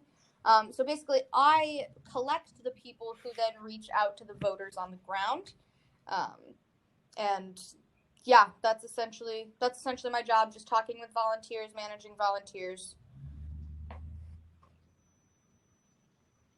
Nice. I feel like Yeah. you're perfect for that. Thank you. How are you feeling? Do you think Dems are going to pull it off in Michigan? I'm feeling good about it, yeah. I actually just was chatting with a volunteer earlier today about it. Jinx anything, but Yeah. I feel like in Michigan, yeah, I think the Dems are gonna. I think we have a good chance in Michigan, and then Kent County, where I'm organizing, consistently Republican for the past long time. But I think that this is the year it's gonna turn around. Right on. Yeah, I could get super into Amazing. political talk with you, but this is a Survivor podcast, so we should probably. Yeah, I mean, one of the great things. One of the great things about your job is that you don't have to stack pyramids of cups with your feet, and don't have to go upstairs. Yep. I am blessed every day by the lack of solo cups in my job. Oh man, because let's talk a little bit, jumping into the season stuff about you and the challenges, specifically even the finale. You really started going off. Yeah, I did. I think the earlier challenges weren't as kind of well suited to my talents as the later game challenges were. I'm not I have pretty shaky hands, so I was really struggling in the coin stacking challenge. I was out like 3 coins in. And then I think the shaky hands also got me in the demerge challenge because I didn't drop on purpose like most other people did in that challenge. I think I just was startled that everyone else dropped right away. Because naturally I wasn't involved in the strategizing for that because I didn't have real allies. But I think I'm shook that everyone else dropped. And so I my shaky hands took advantage there and dropped again. But yeah, when we started getting into puzzles, that's where I shine. I was really honored to see Ian change my Chiron to Puzzles Girl at the end of the finale. I liked that a lot. Amazing. Yeah, man, dang, because we could talk for ages about the transformation you went from you had from the beginning of the game to the end of the game. It's just night and day, Mm-hmm. Yeah. And in so many different ways too. For challenges, for one, like we just started talking about, but also even just the amount of power you had in that first half versus that second half. So yeah, it was just there's just a lot there. Yeah, there is a lot. There's a lot that went into it. I think it's interesting. I think I just wasn't comfortable until I found real friends, and those real friends are the ones that are the real allies. And I think once it's I got dangerous when I actually knew what was going on. So I think that the longer that they kept me in the dark, the longer I wasn't going to be a threat. But then when things came to a head and I actually did, everything was spilled, obviously the Ben bomb went off, and I did realize what was going on, not just socially, but also in the game. It really turned the tables for me, and it helped me gain some confidence. And I think having not just a great actual ally, but also a great friend in Brady really helped bring out my confidence and my abilities a lot more than I was able to throughout the beginning of the game. Yeah. Yeah. And you guys are still really close today, Brady's right? the whole world. I love him with my whole heart. You're not going to meet a better person. Yeah, that's nice. Yeah, and so yeah, I especially want to say in this challenge, speaking about the challenges, the one where you had to go up the stairs, that was one of the most badass wins too, because you were just talking about how you hate stairs, and I remember that one was just your back was against the wall. You needed to win that Final Four challenge. Mm-hmm. That one was big. Right, I needed to win every challenge after Brady got voted out. Obviously, that was clear. Yeah. Since I didn't, I got voted out. But yeah, that stairs one, it's not just that I hate stairs. It was included in the episode, the story of I bent my knee backward, and so it's I just have a bad knee. I bruised the bones in my knee. I recently discovered, like, before going to physical therapy for it the second time, that I just had, like, I think that injury caused my, like, the bones where my kneecap sits to kind of be malshapen. So it just doesn't sit right. So it's just like, I'm just pretty much constantly in pain unless I'm going through physical therapy. And stairs just completely make that so much worse. And that was kind of like the peak of my poor physical, like, knee condition. Like, that was before any physical therapy, anything like that. So it was not a good time for me, but I was still able to push through, which I think was, it was really cool that I won that. Yeah. I love that little moment in the episode where I think Lucy is like filming and you're coming down and Lucy's like, keep it up. You're like, thanks. Oh yeah, I love that. I'm pretty sure like all the producers were like, come on, like we were all rooting for you to win at that point. So I feel like I'm reminding me, it's like, oh yeah, that time we were like, come on, like Erin's gotta win this. Yeah. Lucy was always honestly unabashedly rooting for me. Like, Lucy did, I think, most of my producer confessionals, and every time she told me, she was like, I'm rooting for you. Like, thanks, Lucy. Aw. Aww. Yeah. Man, I remember. So cute. That's great. So, yeah, coming after that immunity win and Cassie gets voted off. I remember you had a confessional talking about how, like, you and Devin and Dylan were each, like, the last remaining member from each of your original tribes, and how, like, at the beginning of the game, what were you saying about that? I remember that it was just, like, you were saying it was such an unlikely final three. Yeah, because, I mean, none of the three of us had much power at the beginning of the game. I think of the three of us, Dylan probably had the most, and I definitely had the least. So I guess if you look at it like that, like the 1, 2, 3 order makes sense there. But yeah, obviously none of us were in real power positions towards the beginning. And maybe that is why we were all able to kind of make it to the end. But I just, like, none of us really had much grasp or much control of the game towards the beginning. So it was really interesting to see that we were the three that made it that far, that were... Then the final 3 was one from each tribe, which I think also is just really cool as a concept. And the fact that it was 3 people you might not think at the beginning of the season are going to be the people that make it to the end. Yeah. Remember, Sarah, didn't you say, Sarah, in one of the podcasts? I know, I did. I was like, nobody's going to be able to predict the final 3. And I don't think anyone did. It was just, like, too crazy. Yeah. That's what I really loved about the season is, like, the fact that the power changes so often, especially from the beginning of the game. You know, people, you kind of just see that different people, like almost everyone in the cast at one point was kind of in a power position and, like, had a point where they were, you know, important to the story and important to the strategy. And it kind of just, like, shifted around the cast, you know. And the fact that, you know, kind of ends up here with Erin, Dylan, and Devin, you can kind of see. Well, first of all, it's just like you kind of seeing the underdog succeed is really fun, but also just, like, thinking about, like, the change from the beginning of the game to the end is also just like, wow, like, these you guys' strategy and the story you guys had is so different now than it was, you know, in the pre-merge. And I think that's, like, always really kind of just fun to see in the finale. Yeah, I always think that the most crucial quality that a good survivor player can have is adaptability. And I think that was kind of showcased, and that is why the power shifted so much, is because we were the people that were able to adapt to the situation. It's really interesting. We were able to realize that we weren't necessarily in power, and, like, Dylan and Devin did that by teaming up on the 2, like, being 2 people to team up on the 2 tribes that were, like, enemies, which was a great move and a great situation. And then I just kind of...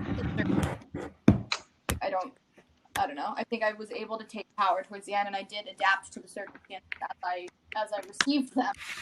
But I think that the 3 of us were really able to adapt a lot better than other people, and that's why we were the final 3 at the end of it. And you were able to adapt into becoming a challenge beast. Which, Yes. yeah, when you needed to. Yeah, man, it's just so fun to watch. So now we are at the final three. We are going to the final immunity. Actually, wait, there's no. So I was like, this is kind of in the back of my mind. I'm trying to remember. I'm pretty sure, wasn't there like a secret reward challenge?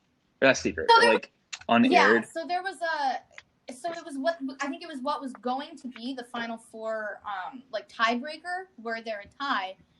But you guys, like, because there wasn't a tie at Final Four, you made it a reward challenge instead. That happened right after Final Four Tribal Council.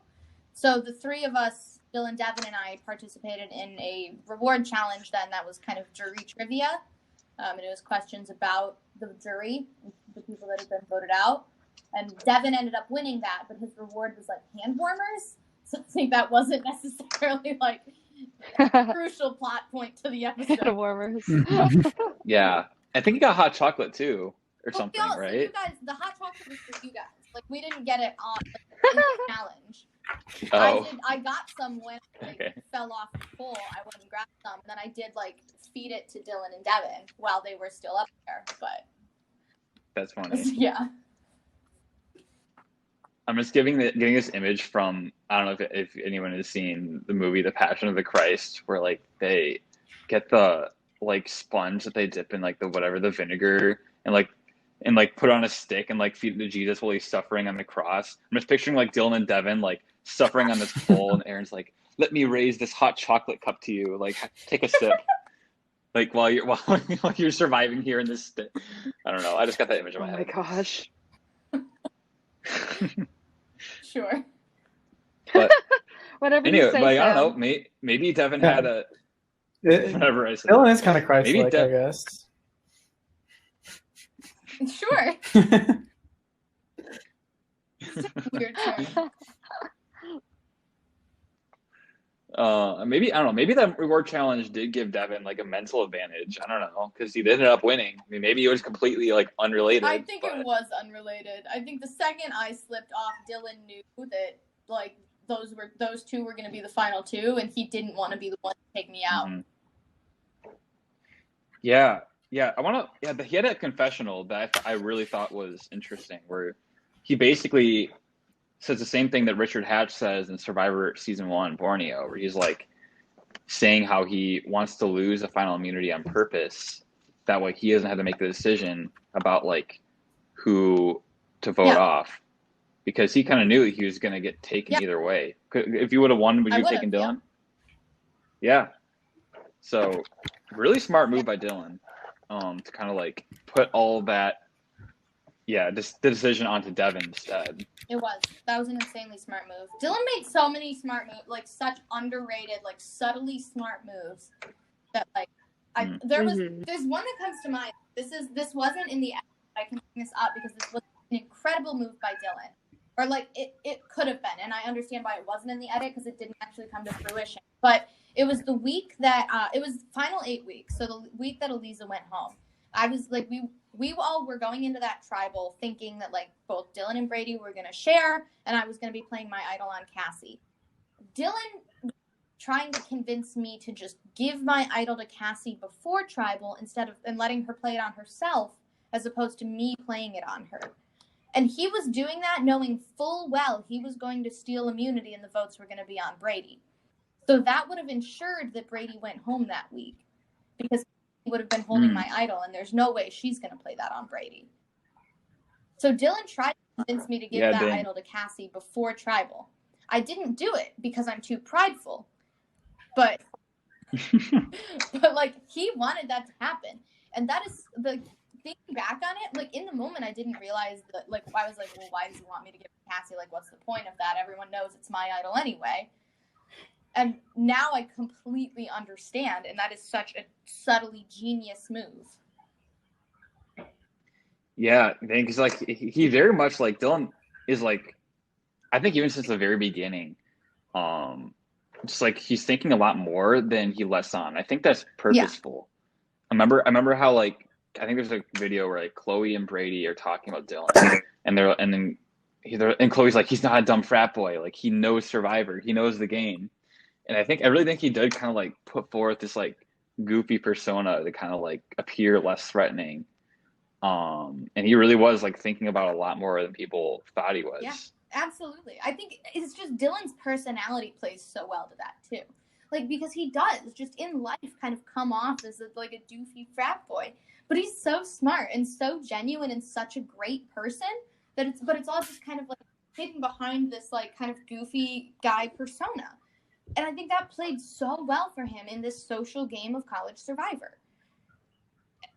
It worked out so well for him, and I'm like, yeah, I am such a big Dylan fan. Like, to this day, I love that man. I can't believe you did that. Can't believe you said that. Can't believe. Yeah, no. So great, man. Dylan. We're gonna have fun ranking Dylan in the winners rankings. He has such a unique game, and like I think that it probably doesn't get the respect that it deserves, because I think that like kind of, you know, him and Devin both did a similar thing of just like purposely having a strategy of wanting to be a little bit under the radar. And I think that it's a really smart strategy, but the biggest downside is getting people to kind of like recognize that you're thinking about a lot more than they think you are, and kind of changing perceptions. And I think that seeing through the full edit and this full season, people are kind of able to see that Dylan was thinking about this stuff since the beginning. So yeah, I mean, because deciding to play that, sorry to interrupt, but like deciding to play that under the radar game is a great way to get to the end, but it's not a great way to win once you get there. Like, you still have to, if you want to do that, great, but you still have to make yourself a case to get the win once you're there. And I think that's why Dylan edged out Devin at the end, is because Dylan did make that case for himself, whereas Devin really didn't. Yeah, sorry, Jack. So do any of you guys watch? I don't think any of you watch Big Brother, do you? I do. Oh, you do? Yeah. Dylan kind of reminds me of, maybe not quite as good, but as Tyler, like kind of very much playing up that bro. Yeah. Kind of, oh, I don't know what's going on, man. Like, I feel like Tyler probably was in more control, like beginning to end, but like definitely I feel like there's some parallels there. I think perception-wise, yeah, I do agree. Yeah, I think not so much gameplay, but definitely. Yeah. Well, yeah, because some people compare him to Fabio. And I think that Dylan maybe knew a little bit more of what was going on than Fabio did. I think they're selling him a bit short. Yeah, I feel like he's like in between Fabio and Tyler, I'd say. Yeah. I think that's perfect. Yeah. Yeah, that's funny. But yeah, that's definitely like kind of an archetype of character though. And like, even then, you were trying to find people to compare Dylan to, and both the comparison, like Tyler and Fabio, kind of work, but kind of don't.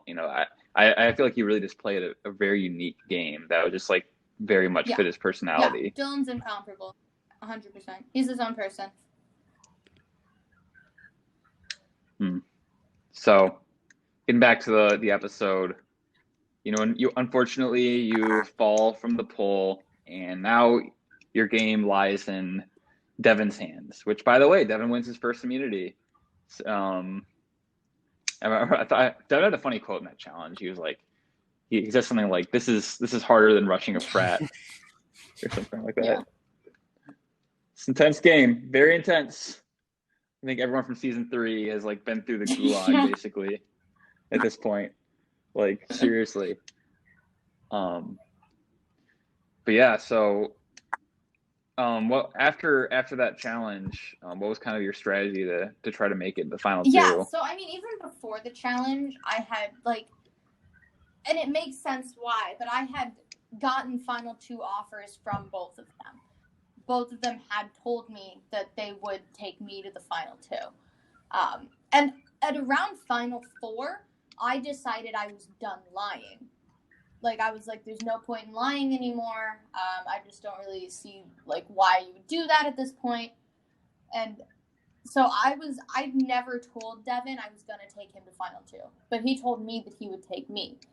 So then that kind of, like, made me think that was even more solid, because I was like, oh, if he's saying he'll take me and I'm not saying that I'll take him. Like, why would he be lying about that? But it makes sense because he kind of wants me to take him, but whatever. And Dylan had kind of told me the same thing, but that was partially because I had told Dylan that I would take him. So after the challenge, once Devin won, like, I was originally like, you know, he said he would take me, so he's going to take me. But then in my first conversation with him, he was like, yeah, I'm like leaning towards taking Dylan. I was like, okay. And I tried my best to convince him that essentially I was trying to pitch it to him that we were rock, paper, scissors, and that he would beat me, I would beat Dylan, and Dylan would beat him. That's essentially what I was pitched to Devin. Yeah. Just based purely on like what the jury looks like. And like coming in, and honestly, maybe Devin would have beat me. Because looking at the jury, like those 3 Savu Savus are locked in Devin votes. At that time, Will was a locked in Devin vote. Going into Final Tribal, Will was a locked in Devin vote. And then, like, I was kind of pitching to Devin as well. I was like, I don't think that, like, Emily P. or Will are going to vote for me. Or, I mean, Emily or Ben are going to vote for me either. Like, why would they? They clearly hate me. So that was kind of my pitch to Devin. I was like, the votes are simply just not there for me. But, like, those people aren't as mad at Dylan as they are at me. Yeah, that's interesting. Honestly, it's interesting because, like, you know, all everyone had been talking about for so long is, like, how, like, yeah, you're so big of a threat, like, you cannot make it to the end. And it was, like, true. And you had this story following you, this narrative. But, like, just, like, looking purely at matchups, like, I feel like for maybe honestly, Devin would have matched up better against you than Dylan. Like, I think he still would have lost. I don't know. Like, I don't know, though. It might have still been 6-3. I think that Devin's getting the 3 Savus no matter what. But maybe not, though. Maybe, I don't know. I think that if Devin would have fallen for that, it would have been, you could have claimed that you got him that was your move, you know, to get Devin to save you. And I think there's a chance you could have got maybe like Eliza or Emily. I think Austin was always going to vote for Savu Savu, but it's interesting because I definitely, like, I don't know, because, like, I'm thinking now, I'm like, yeah, I think that probably you definitely would have beat Devin. But as you're, like, explaining that pitch to me, I'm like, wait, like, maybe you're right. Like, it's a very convincing pitch, like, you know? And yeah, and especially going in, like, since I was done lying at Final Four, I was kind of like I was like, you can be honest with me. Like, if you're not going to take me, I would rather you tell me that than make me think that you're going to take me for no reason. And you could tell, like, at that tribal council and after, like, I didn't know for sure that I was going to be the one going home. He never said to me that he was going to take Dylan. He left me with that false hope, and that's a big reason that I kind of came out of that with a huge vendetta against him. I really don't understand. And that's something I'll have to ask Devin, like, why he didn't tell you before the final 3 tribal, because at that point, there's nothing you can do, you know. It's like, and I guess I can also, like, see how you would definitely think that you weren't going to go home, because, like, if you were, it would make sense for him to have told you beforehand. I think Will at one point was saying something about how maybe it would have worked out a little bit better for Devin if he would have used, maybe it was you, somebody was telling me, they're like, at the final 3 tribal, that's when Devin should have kind of spilled the beans on the whole Devin and Dylan relationship, and, like, you know, sorry, Erin, you're a really big threat. I need to take you out, and I'm also going to do it because me and Dylan have had this alliance, blah, blah, blah. Kind of give the jury some more time to absorb that. Yeah, I completely agree. I think that would have, I definitely understand why Will would say something like that, because I know that was kind of a huge shock to him, especially thinking that he was Devin's kind of right-hand man, whereas he wasn't.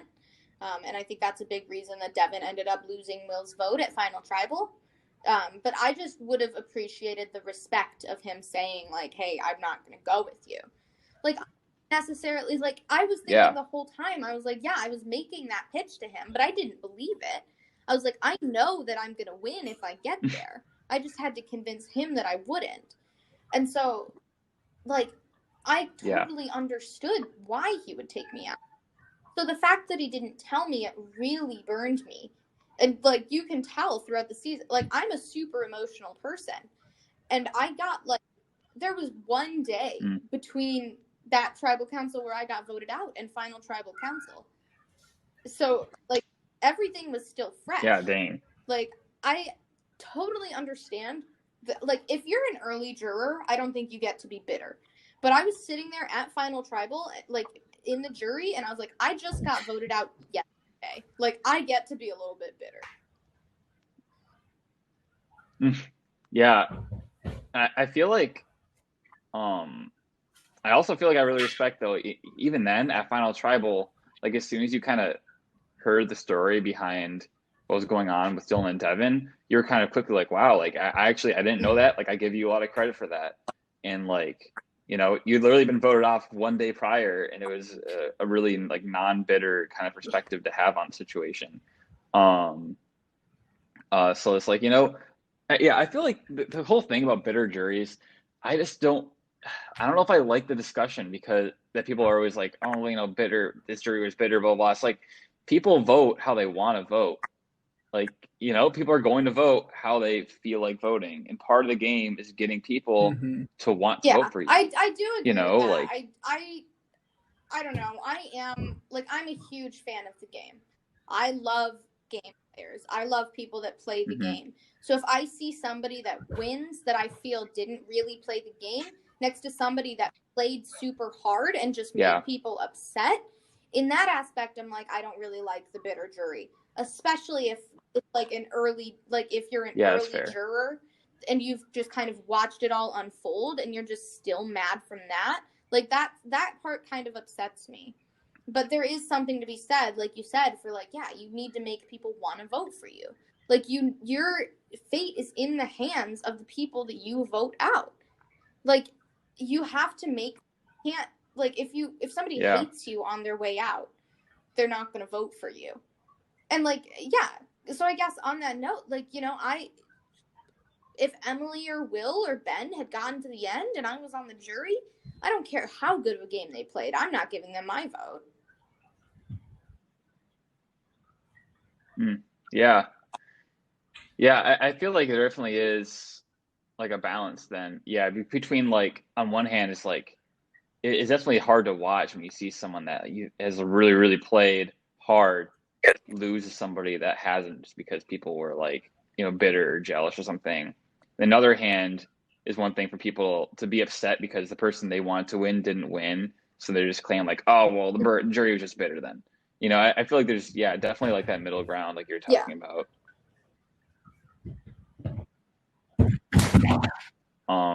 Also, random question. So we were talking with Cassie about the Final Four.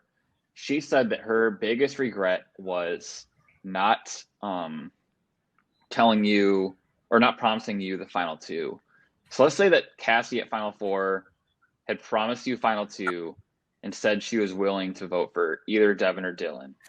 In that case, would you have considered going to a tie to save Cassie and going final two with her? I think I would have been more open to considering it. Yeah. Yeah. Honestly, yeah. That was one of the things that upset me the most was when Devin had that confession of like, all she wants is a final two deal. I'm like, yes, of course that's what I want. Like, we're the final five. Why would I take anything less than that? Like, especially when I'm sitting there with the necklace. Like, no, of course I want a final two deal. So yeah, I think I would have been more open to it. Well, that's because funny. At that point, like, I didn't know that Dylan and Devin were a duo. I knew that Dylan and Cassie were a duo. And so I was like, that's the one that I have to split up. Those are the ride or dies that are going to take each other no matter what. So I had to take out one of them. And I felt more loyalty to Dylan at that point, which is why I took out Cassie instead. Yeah. Man, and it's also like it's actually also funny. I think about like the different ways that Devin and Will approached it. Where like Will was like, both of them, neither of them was going to take you to the final two, and Will was like, I'm not going to take you to the final two, so why would I lie about that? Like I'm not going to promise you that because I won't take you to the final two. Whereas Devin is like, I'm not going to take her to the final two, but I'm going to tell her that because that's what she wants to hear. I mean, you know, it's very different. Yeah, I think so. Approaches, there's an element of Survivor that is necessary lies, And that's a lot of what Devin was doing there, was doing necessary lies. And then there's the element of Survivor that's unnecessary lies. And that was Devin telling me that he was going to take me to Final 2. Yeah. Like, after on immunity. So, Yeah. it's the balance there. Like, that was, like, when I was in control, yeah, you want to lie to me and make me feel good so that I keep you around. But when you're in control, especially at the end when there's no future game to be worried about, what's the point of lying? Like, you don't have to worry about anybody else flipping. You are the sole vote. Like, Yeah. you don't have to worry about you going to Dylan or something and starting to, like, hatch a scheme. Like, there's literally nothing that you can do. Exactly. Yeah. That special Final 3 idol helped me. See, I planted one for you right in your yard. But or maybe just, like, having a Final 3. Damn it, Jack. Give me a clue next time. Oh, man. Yeah, or maybe having a Final 3, so a Final 2. Yeah, hot psych. Will was lying the whole time. It's actually a Final 3. Oh, my God. Yeah. He had a fake advantage That would in his be pocket. genius. We just decided to go with it. That would be some preparation. Imagine just, like, carrying around a fake advantage with you everywhere you went for the entire game, just in the off chance that you get an advantage and someone, like, sees you get it. It is. It 100%. It's something that Will would do. Oh, man. That was funny. I love my favorite part of that whole episode, where Austin gets voted off, is Will getting that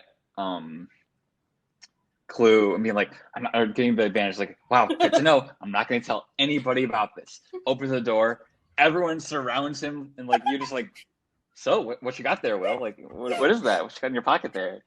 Yeah. He just immediately caves. I mean, his explanation for it made a lot of sense.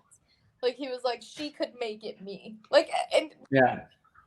But I think at the same time, Yeah. like, the reason it wasn't him is because everyone, like, he had this advantage. And then after he revealed it to everyone, because it was just, like, that 20-minute scramble, we were like, oh, but what if it's, like, an immunity? And, like, so we have to get out all the vote instead. But, like, I've said this before. I think if that was a full week instead of just the 15 minutes, I think Will would have gone home that week. Because, yeah, that's the thing. Because you and Will showed, like, how you shook hands and had this deal where you were like, he's like, what if all of them want to vote me, and then you're the only other person? Would you do it? And you said no. And Will was like, I don't believe a word she's saying. Like, would you have, you know, kind of just, like, toss your vote somewhere? Or I know that. That was my goal when I made that deal. Because I did. I made that promise. And, like, that was the thing, is that was a promise to me. I said the words, I promise I will not write your name down, to Will. And so that's why I wanted to stick to that, is because I made it a promise instead of just, like, a deal, which is a different thing that, like, in Survivor, you're allowed to go back on. But for me, I had made a promise, and I was not going to go back on that. And that's why that voting confessional, when I do vote for Will at the Final 5, is, like, when a strategic relationship is dead, so are all the promises that went with it. So that was kind of my justification for, you know, being able to write his name down there at the end. Yeah, definitely. All right. So, I guess, like, last couple questions here. Yeah, what was it like, kind of just, like, obviously you had a very up and down season. What was it like, you know, watching all this back and kind of, like, you know, reliving it in some ways? It was very, very bad, and then it was very, very good. Just like the season itself. I had been issued several warnings by the editing team that I was going to see some things that weren't going to be fun for me to watch. Obviously, a lot of it was not fun for me to watch. Like, obviously, I had seen those texts, and I knew the kinds of things that they were capable of saying, the kinds of things that they had said. But kind of seeing it all come out and seeing them have full, you know, confessionals about just how much they hated me, like, really was not a fun thing to watch. But then as it went, and like as I kind of like getting to watch my growth in it, and like I said, I think I could like see a staunch difference in myself. Like the first half of the season is an Erin that I don't really recognize. But then when I do, like in the season, find somebody that's an actual, like not even just ally, but a friend, is when I really start to recognize myself. And that's when it started to become like bearable and fun to watch. Yeah. I really think it was kind of cool seeing you gain your really awesome seeing you gain your confidence, and like as the game went on, like getting happier and more excited, and just like seeing more of the Erin that we know. So that's the thing, is like, there's some really dark, hard things, but I think it's like life in some ways, in that the lows are what makes the highs mean something. Yeah, I mean, if I like, would I want to go through that again? No, not at all, not a little bit. Like, I don't wish that on anybody. Yeah. And so I don't. I guess there is a silver lining, but like it was never, going through that also was never gonna make me like quit the game. That's not something that, like, that's not how I operate. Yeah. Like, I'll push through and I'll make it through regardless of how hard it is. And that is what I did. And then I was able to come out better on the other side. But I would I would rather be first boot than go through all of that again. Yeah. Well, I mean, I think it was really cool to see that, through it all, you really were strong and were able to make it out on the other side. And I wouldn't ever wish that on you or anybody else to happen. The whole situation, was awful. But, I'm really glad that, even though you did go through that, I'm glad that I don't know, you could have been first or second boot and never experienced that, but instead, you were able to go through something that was really hard and then come out and kind of excel afterwards and really gain your footing in the game. I think that it was really cool arc to see. Not an arc that's easy to watch. It's not easy to watch at all, but at the end, I think that it's really satisfying kind of seeing you get that redemption. If it wasn't me, I would have loved watching this all happen. Like, if this was something completely separate, like, obviously I wouldn't have like loved watching somebody get shit on like that, but I would like, after seeing that person come out of it and come out like and take control, like, I think that's a great story to tell. And so that part was pretty cool to see. Yeah. Said you never would want to go through that again. Would you ever want to go through Survivor again? I'm addicted to the game. Like I said, I do. I love the game so much. I'm a super social person. So I love just, talking with people, talking about the game. I love the game. It's psychological torture, but like, I'll do it again and again. It is. It's addictive in that way. Yeah. So, I guess any other kind of general thoughts from the season? I don't know about from the season. Like, I think it was told super well. I think that the entire like editing process, the production of it was super true to what happened in every aspect. I think that everybody's story came through. You don't think there's anybody that was under-edited that should have had more stuff in there? Anybody that you're particularly close to or anything? I had conversations about it. I think there's some people that think they did more in the game than they did. I think that nobody was misrepresented in the season.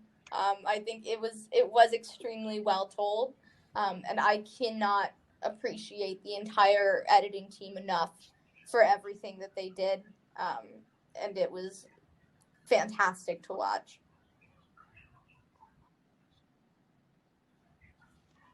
Yeah, really glad that you had a good time watching that and enjoyed it. And really appreciate the words. I think that is not obviously impossible to tell the story perfectly and to represent everyone's own game perfectly, because we're all college students that are like filming things on iPhones, and then some things aren't filmed at all. And then, Cassie's out here working 40 hours a week and barely has time to film anything. It's like, you're trying the best to give everybody, at the end of the day, you just had to try to tell the story the best that you can.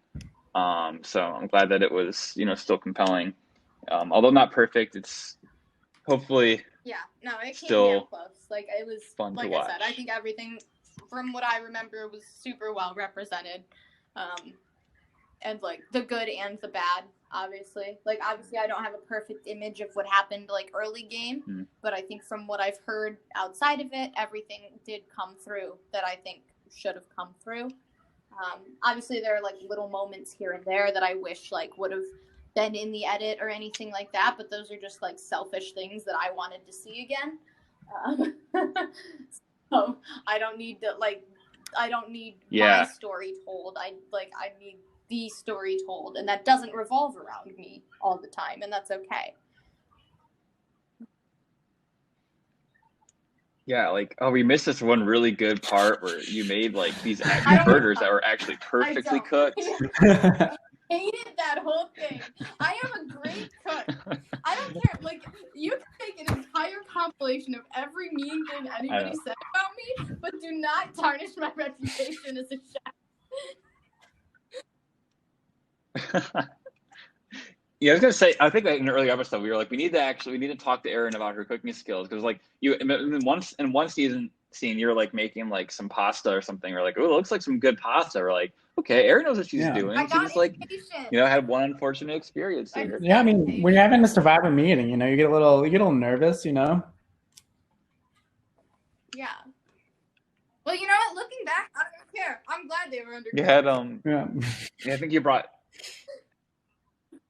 You say I need to be eating raw beef. I don't care. That's funny. Oh man. So I guess kind of one final question to end on.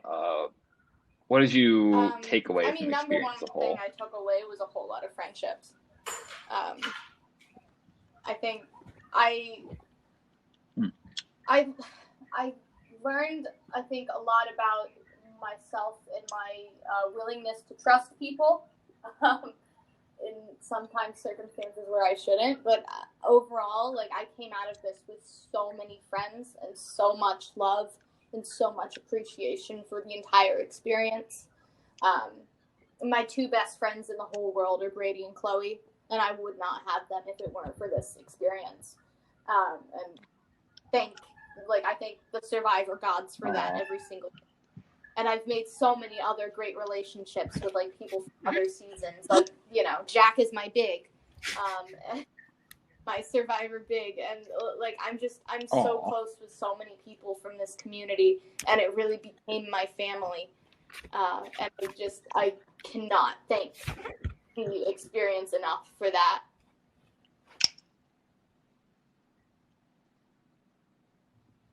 That's great. Aw, so good to hear. Yeah, I love that. Even though it ended up started off rough, it ended up with a happy ending, and you got this great Survivor family. So that's good to hear. Yeah, I could not be more proud of my little. All right. Well. Thanks, Jack. Aw. All right. Well, thanks a ton for joining, Erin. So great to hear from you. Share my story and everything I wanted to say. All right. Well, you guys have a great rest of your night. You too. Love you both. Bye. Bye. Yep, you too. So great to hear from our wonderful friend, Erin. Now, this is going to be a 3-part podcast. There's so many people to talk to, so many great things to break down And then a part 2, we will be talking with Dylan and Devin and hearing about their games. And then tune in for part 3 to hear from just Jack, Sarah, and I as we give our thoughts on the finale and go through the rankings of the final 5. You don't want to miss it. Please tune in for the last 2 parts of the finale podcast.